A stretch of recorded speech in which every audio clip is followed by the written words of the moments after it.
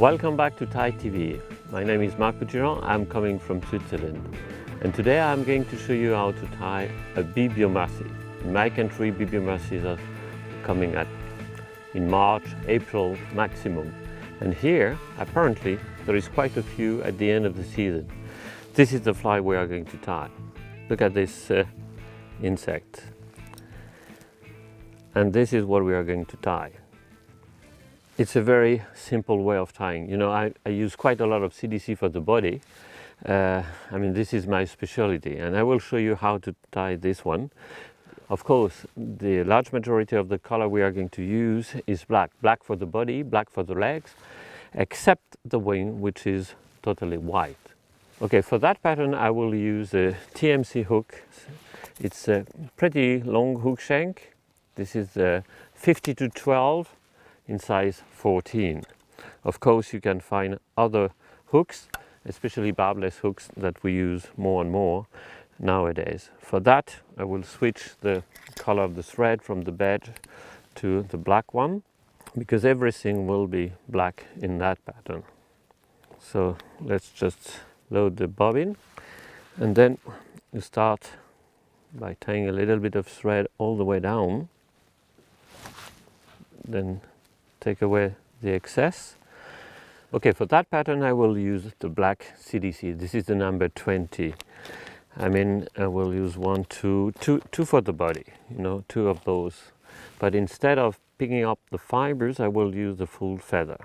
So grab them together and then tie them by the tip first, few wraps, pull a little bit, and then start to tie it strongly. And leave the thread where you are going to end up with the body. And with this tool you are able to manage to grab the two feathers at the same time, which is kind of pretty unique, because when you want to make very dense and thick body, you may even use 3 feathers at a time. So you trim the excess here and you twist and wrap around the hook shank like this. Do not forget to invite the fibers to come into the twist of the rashi that way, and then you have advantage of a very nice conical body shape. Once you arrive here, you just stop, release the plier, keep the thread tight, few wraps to secure the feathers and few wraps on front to secure the thread. So now you can leave your bobbin and take your scissors in order to trim the excess. Okay, so now we have done that. What we should do is to clean up the body, to have a nice conical body shape and clean. Okay, the body is done. Now what we have to do is to put the wing. Actually they got 2, but it's much easier to use only 1 feather. For that I will use the white color. That color. This is actually the number 5. So choose one of those, I would say pretty large. It's much easier to work with a large feather for that. This will do the job perfectly. For that I will take that feather pretty much in the center and pull the fibers back in order to get this wing that I'm going to tie straight on here.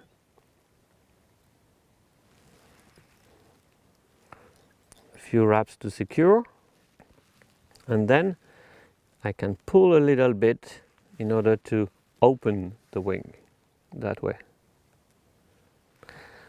Then continue by very strong wrap, because you do not want that feather moving again now.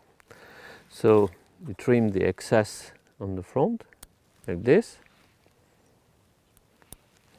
and then you trim the wing that way, and this will be the wing.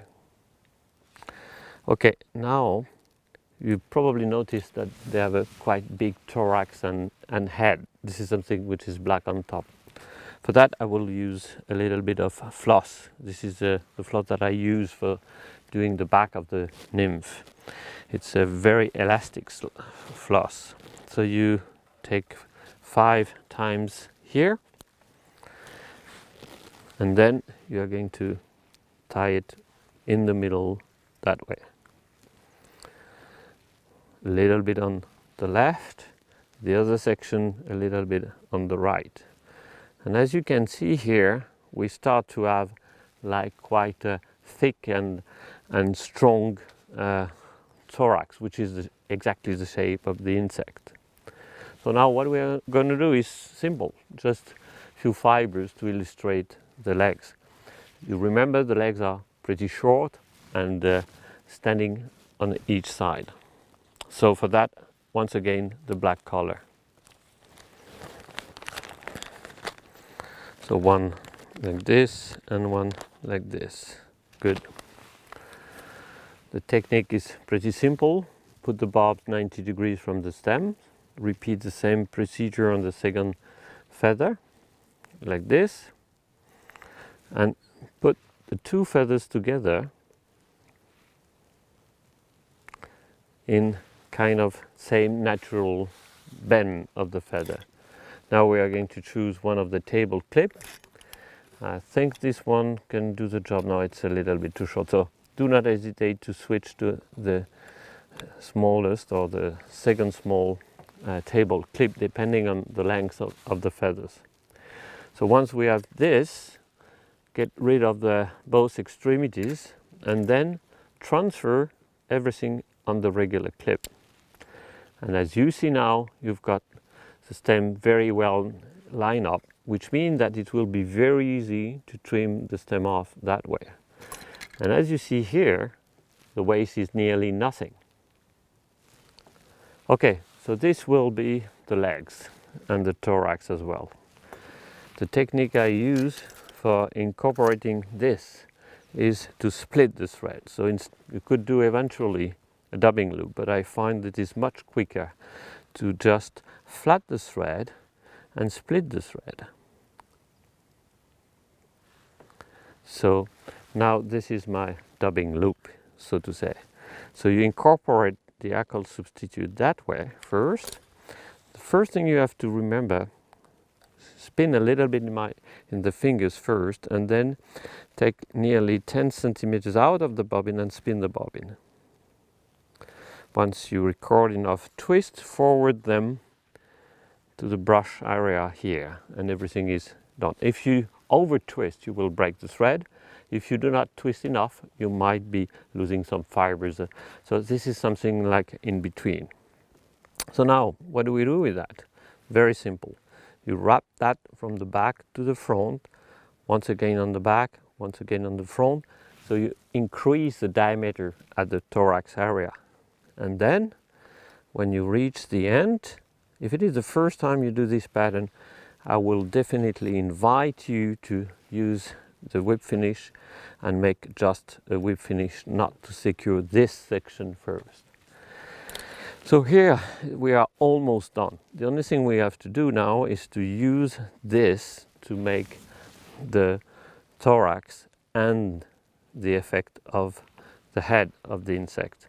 For that I will just separate a little bit the fibers of CDC that way, go on the front, grab this with my finger, the head of the hook, so it can be an help to reach the right position, few wraps to secure. You lift the floss a little bit on the back and few wraps under, then you can rest your bobbin, everything is safe. Why I do that? Because I don't want to cut too close to the floss and have any risk that everything goes away. So I do some wraps under and then I will cut the excess that way and now use the finish knot, the finisher, to do the final knot again. One, a second time, and here we are done. The only thing we have to do is to trim off the thread to control everything. And here, as you see, there is quite a few fibers right under here. which is not correct because I want the fly touching the water, and for that I don't need to have those fibers here. So do not hesitate to take your scissors and clean up a little bit what is too much on the thorax down there. And look at that. Now you have the legs effect and the wing, which actually is good because it's a white wing, so you will be able to see when you are fishing, and that floats very well on the surface of the water because the body is made out of CDC. And remember, if you want to fish quite efficiently, use a little drop of CDC oil on the body before you start fishing, and your fly will last much longer like this. So thank you for your attention, and if one of you would like to get that fly, the easiest is to send a comment about it, how you are going to tie or where are you going to use it, and one of you will get it. Thank you for your attention. Bye-bye.